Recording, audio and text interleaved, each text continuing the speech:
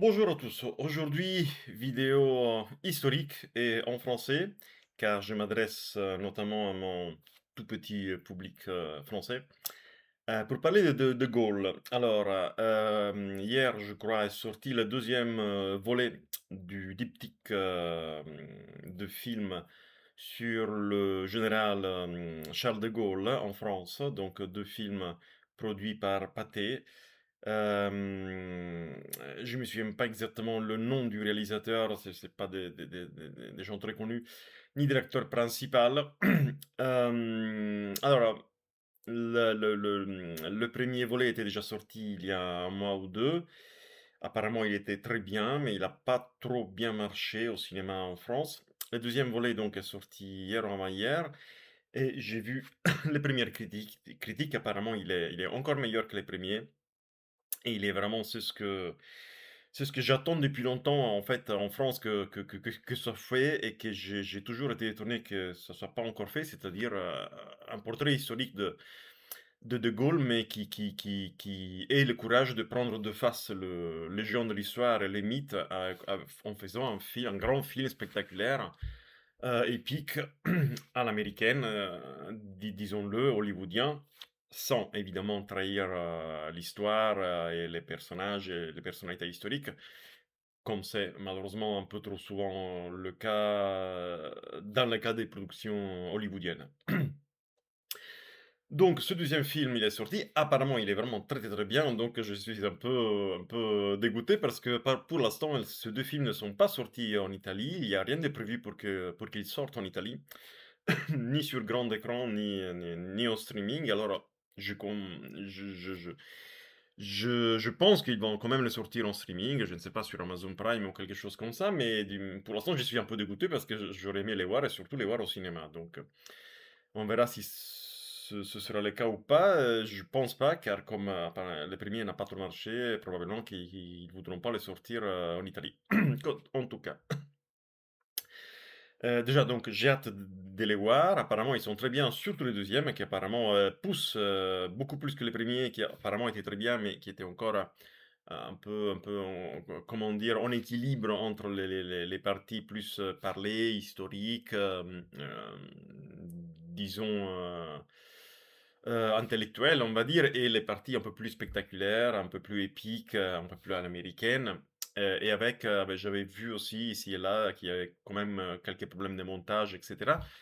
Apparemment, ce deuxième volet, c'est vraiment un grand film historique spectaculaire à l'américaine, très épique, très réussi, très rythmé. Donc je suis vraiment très impatient de le voir. Alors, moi je suis un grand fan du général de Gaulle. Je pense que c'est l'intérêt qui m'est venu pour le général est dû en partie, au fait que mon père était lui-même un général des Alpins, pas enfin, dans le corps des Alpins. Hem Et quand il est décédé, après, avec le temps, je ne sais pas, c'est qu'il y a quelque chose, il y a une curiosité qui est venue en moi d'en savoir un peu plus sur cette figure historique de la France, récente, moderne, de ce pays dans lequel j'ai vécu 23 ans et de ce personnage presque légendaire, en fait, de ces géants de l'histoire, un des derniers grands géants de l'histoire.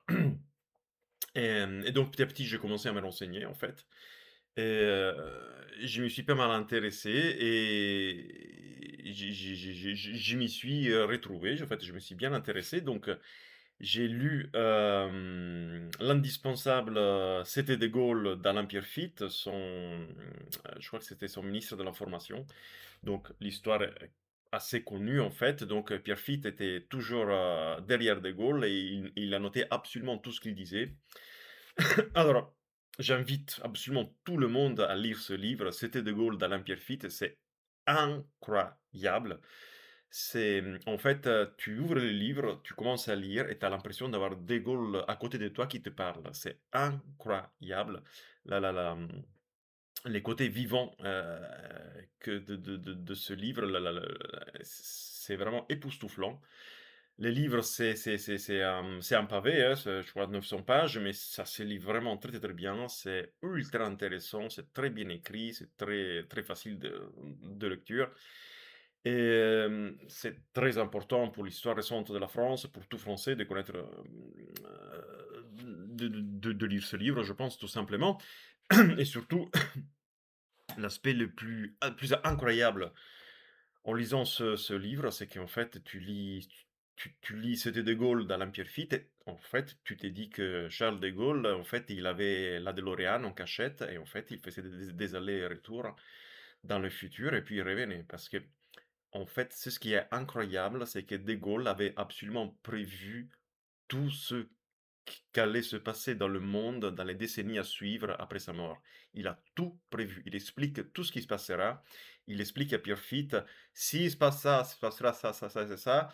Dans la Chine, il arrivera ça, ça, ça, ça. Les États-Unis, il doit faire attention à ça, ça, ça. Il explique absolument. Il a le don de la prévoyance. Il prévoit absolument tout ce que nous avons vu, tout ce que nous savons qui s'est passé. Et en fait, tu lis le livre et après tu le refermes ou tu vas au début, la première page et mais ça a été écrit quand ce livre? Et tu découvres que ça a été écrit, je me souviens plus, dans les années 60, je crois. Et tu te dis: «Mais c'est incroyable, ce livre, il prévoit absolument tout ce qui s'est passé. Il décrit tout ce que pour nous c'est un passé. Ça a été prévu, écrit, imaginé, compris par De Gaulle avant que ça n'arrive. C'est incroyable. Tout ce qui se serait passé en Europe, dans les États-Unis, en Chine, en Russie, il avait tout compris, tout prévu. C'est époustouflant.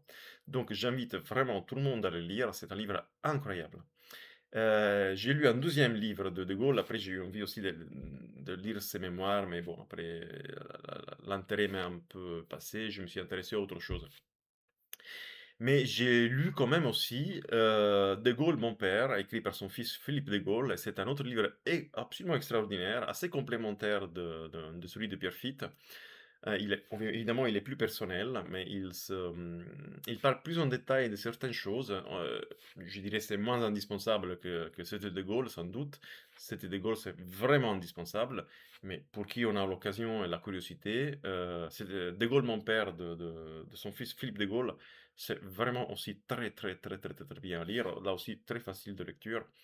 Je le conseille vraiment à tous.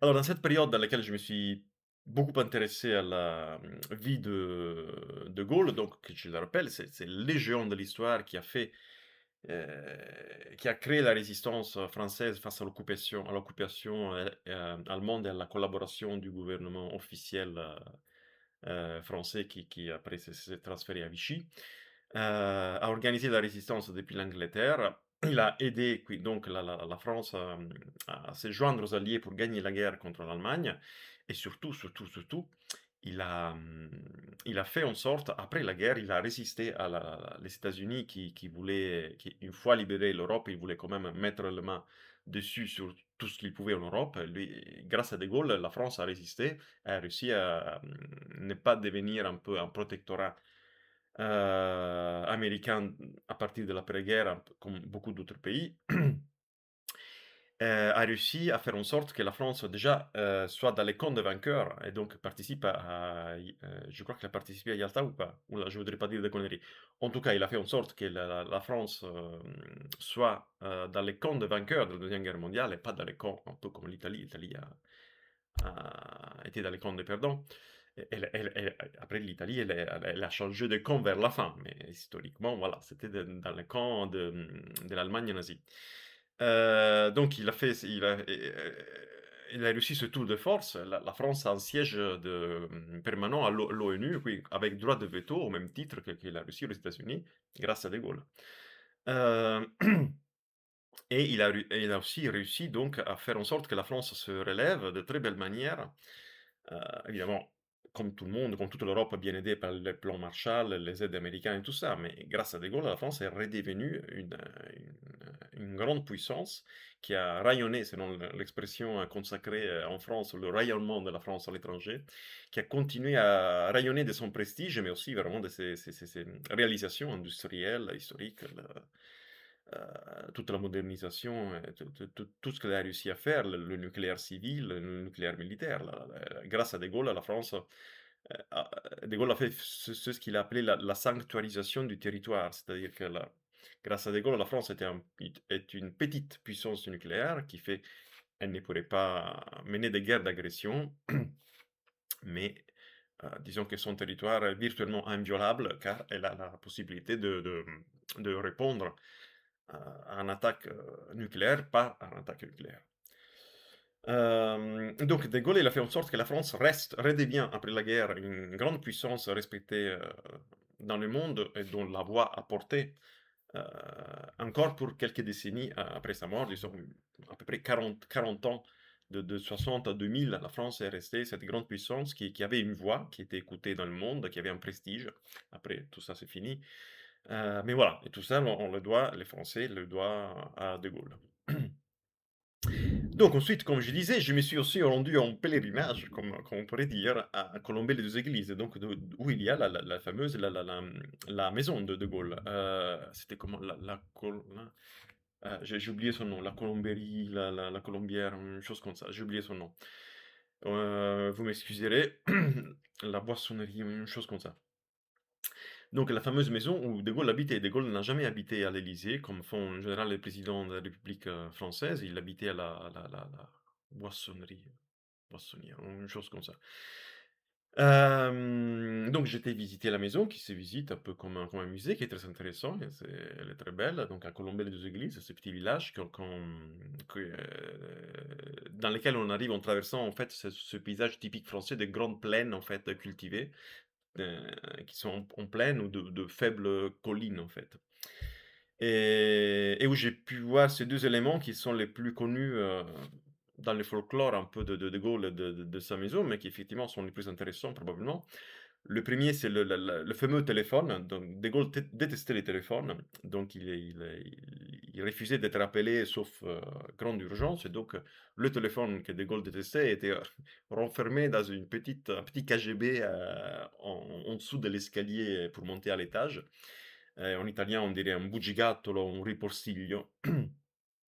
Et donc ce fameux téléphone, bien enfermé et qu'on ouvrait, à porte, à clé et qu'on ouvrait seulement quand il y avait un appel urgent. Et le deuxième, c'est évidemment le fameux bureau où De Gaulle, travaillait parce que, c'est un bureau donc, qui a une forme hexagonale, enfin avec une belle fenêtre, beau window si dice in inglese quel on dit en anglais, pardon, c'est cette fenêtre, en 3 parties, non, triangulaire qui donnait sur ces fameuses plaines de la région de Colombey-les-Deux-Églises, dont je ne rappelle pas le nom, et qui était très typique et donc de Gaulle ou qui je me souviens plus où j'ai lu, peut-être De Gaulle même ou qui, parmi ces historiens, peut-être Pierre Lafitte, je me souviens pas, mais on disait donc que De Gaulle, depuis son bureau, regardait ces paysages qui étaient typiquement français et c'était comme si, il cherchait un peu l'inspiration pour regarder son pays, la France, et comprendre la France et les Français à partir de ce paysage qu'il pouvait contempler depuis son bureau, typiquement français, de grandes plaines cultivées ou légèrement de collines légères, hein, enfin, voilà. Donc c'était le deux endroits plus probablement typiques, intéressants, marquants. Évidemment, il y a aussi le séjour où le fameux table, le fameux bureau où il jouait à ses jeux le soir, les jeux de solitaire, des réussites, je crois que ça s'appelait. Et donc, qui est le soir où il est décédé, donc il s'est écroulé par terre. Donc, il était en train, comme tous les soirs, de jouer à un jeu de cartes qui s'appelle une réussite, je crois, en français. Donc voilà, et j'ai aussi visité aussi donc le musée qui est pas loin, là, à Colombey-les-Deux-Églises. Donc il y a un grand musée dont je me souviens pas le nom, je ne sais pas si c'est le musée de Gaulle ou de la Résistance ou de la croix de Lorraine. Il y a une très grande croix de Lorraine où j'étais, et donc il y a ce grand musée qui est très beau, qui est très intéressant, qui est plein évidemment de documents historiques. Et d'ailleurs, pour moi, qui je suis fan de voitures, il t'accueille très bien parce qu'il t'accueille avec tous les Citroën DS présidentiels. Donc, très très très beau. Un pèlerinage que donc, pour moi, que en tant qu'Italien habitant en France, et que donc à un moment de ma vie, je me suis intéressé à cette figure incroyable, quand on voit tout ce qu'il a fait, tout ce qu'il a accompli, tout ce qu'il a fait pour le pays, la grandeur qu'il a incarnée et qu'il a donnée à la France. Je suis étonné, enfin, bon, ça peut sembler, mais je suis étonné qu'il y ait si peu de Français s'y intéressent. Le pèlerinage que j'ai fait, à Colombey les églises, je pense que ça devait être presque una gita, on dit en italien, une sortie obligatoire pour les écoles, pour toutes les écoles, françaises. Ou sans en arriver là, au moins lire C'était de Gaulle de Pierre Fitte, ça me semble vraiment indispensable. Donc voilà, je profite de la sortie de ces 2 films qui apparemment sont très bien, que je suis impatient de voir, hein, pour parler, voilà, de cette petite passion que j'ai eue pour le personnage du général de Gaulle, ce géant de l'histoire incroyable. Pour qui s'y intéresse, il a participé à la Première Guerre mondiale, il a été arrêté par les Allemands plusieurs fois, il s'est échappé plusieurs fois, enfin ça c'est la première partie de sa vie en tant que jeune soldat de la Première Guerre mondiale, donc qui lutte contre les Allemands, et il se fait attraper, il s'enfuit, c'est vraiment rocambolesque, c'est vraiment une espèce de héros de conte héroïque, quoi. Et puis ces différentes incarnations, après il devient militaire, donc il fuit à Londres quand la France entre dans la collaboration avec l'ennemi, il fuit à Londres, il organise la résistance depuis l'étranger, il devient ce grand chef militaire qui, qui fait en sorte que la France gagne la guerre à côté des Alliés. Et ensuite, l'autre incarnation successive de Gaulle, quand il devient grand homme politique, qui devient président, la première fois, je me souviens plus s'il a été carrément président ou seulement Premier ministre, je me souviens plus, je crois président. Donc la première fois, quand il est nommé président à la Libération, après la guerre, mais en fait, ça dure pas longtemps, ça dure, je crois, 2 ans, je crois, parce qu'en fait, il voit tout de suite que on est encore sous la quatrième République, qui ressemble un peu à ce qu'on a encore en Italie, c'est-à-dire un régime parlementaire où les partis ont un peu tous les pouvoirs, et c'est des querelles sans fin, en fait, de partage du pouvoir qui empêchent, en fait, de porter le pays de l'avant pour prendre de grandes décisions, en fait. Dépité par cette situation, donc il démissionne. Il n'arrive pas, en fait, à faire raisonner les partis pour à les convaincre d'aller de l'avant ensemble, au-delà de leur discorde, de leurs différences, pour travailler tous ensemble à faire de nouveau au soulèvement au niveau du pays pour que le pays répare de l'avant.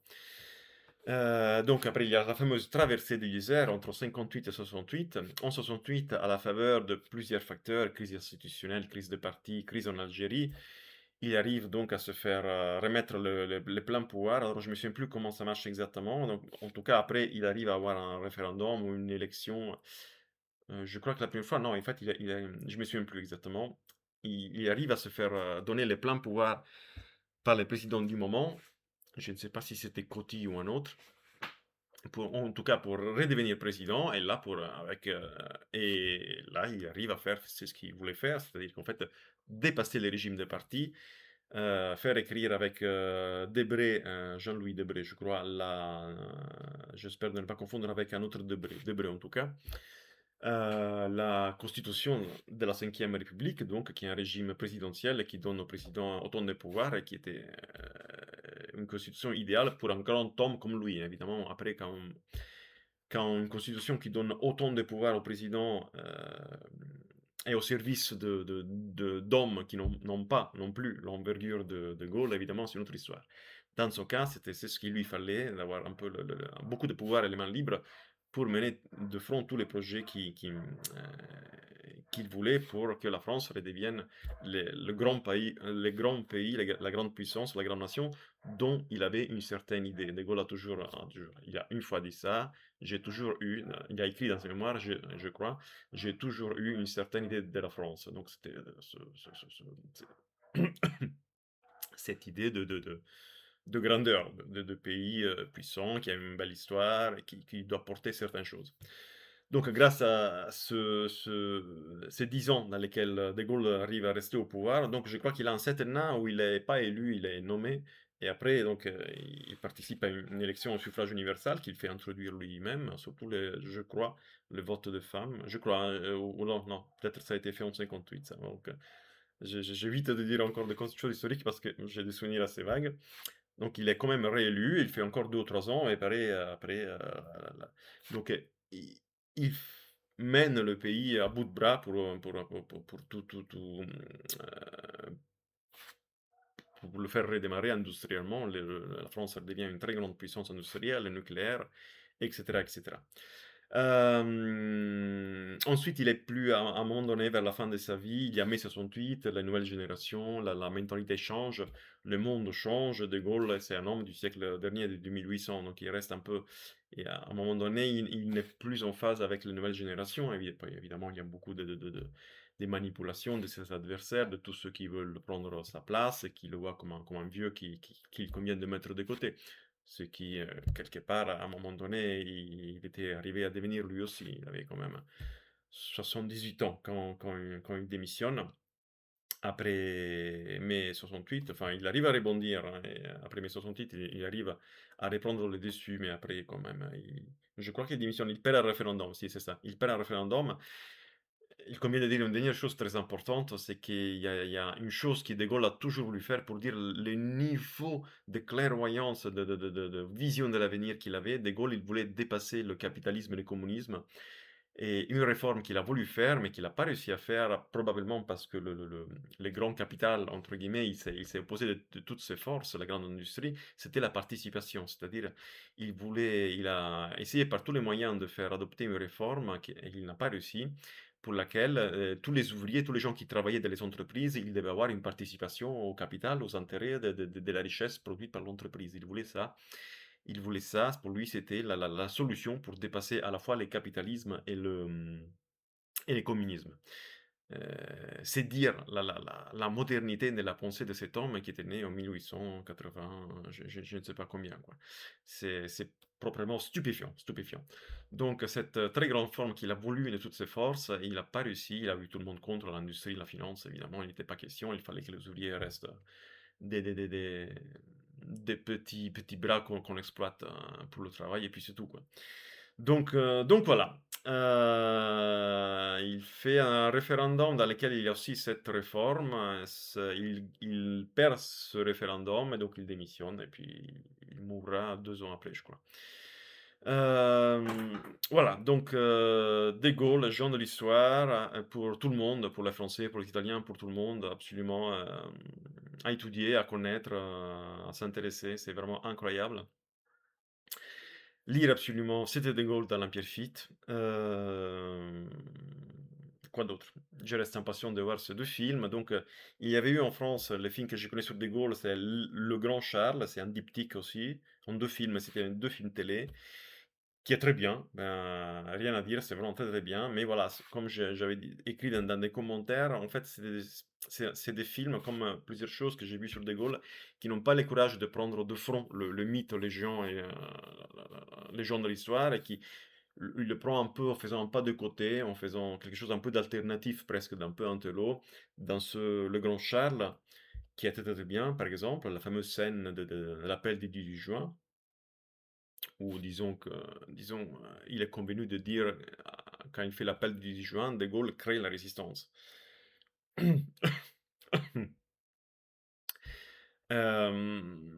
Et en fait, cette scène n'y est pas dans Les Grands Charles, en fait. La scène, elle est survolée, c'est-à-dire elle est récitée en off, pendant qu'on montre les scènes de l'avion de Gaulle qui part pour aller vers Londres. Un peu comme dire toutes les choses, plus évidentes, plus connues, plus célèbres.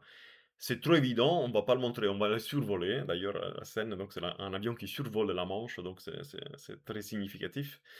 Et donc c'est un peu ça, quoi. Donc éviter, le plus important, parce que c'est trop écoulé, c'est un peu trop évident et donc on va s'intéresser à des choses un peu plus à côté, quoi. Les films, ils sont très bien, mais voilà, donc ils ont pas le courage de prendre de front le mythe et l'histoire, et ils le prennent par des portes dérobées, par des aspects secondaires, voilà. Ensuite, il y a eu la mini-série il y a quelques années, de 2020, De Gaulle, l'éclat et le secret, qui est très, très, très bien. Et là, déjà, j'étais très content, on fait un pas de plus vers vers Hollywood, on va dire, vers quelque chose d'un peu plus qui prend de front le mythe, l'histoire. les côtés un peu plus spectaculaires, ça reste une série télé, donc les budgets, c'est le voilà, bon, voilà et c'est ce qu'il est. Mais déjà, il y a la fameuse scène de l'appel du 10 juin qui est extraordinaire, qui est disponible sur YouTube et c'est vraiment comme je l'imaginais si j'avais, pu faire une bande dessinée ou un film sur De Gaulle et j'aurais dû faire la scène du 18 juin, je l'aurais fait exactement comme ça. Elle est parfaite, la musique est très belle en plus. Donc voilà. Mini-série très belle, donc je conseille à tous aussi de voir. Elle est disponible en plus, gratuitement sur YouTube maintenant. Je ne sais pas s'il y a le doublage, les sous-titres automatiques en italien, pour les Italiens, mais en tout cas, voilà, c'est absolument à voir, c'était très bien. Alors, je l'ai revue récemment, elle est un peu confuse quand même, hein, les 2 premiers épisodes sont vraiment très bien. Après ça c'est pas que c'est pas bien, j'ai l'impression que si on a déjà pas un minimum de connaissances sur l'histoire de Gaulle, parfois on a un peu du mal à comprendre certains passages. Donc voilà et maintenant, enfin, ce diptyque qui prend de front le mythe avec quelque chose de épique, qui reste historique, bien évidemment, mais qui fait vraiment les parties de la dramaturgie, du spectaculaire, de l'épique, de l'émotion mobilisatrice, voilà. C'est ce qui sert aussi, qui sert aux gens, qui sert à l'histoire, qui sert à la politique, qui sert au cinéma. Voilà, j'espère pouvoir revenir bientôt avec une vidéo où je donnerai mon avis sur ces films dès que j'aurai pu le voir. En tout cas, voilà. Merci à tous et à très bientôt. Ciao a tutti e a presto.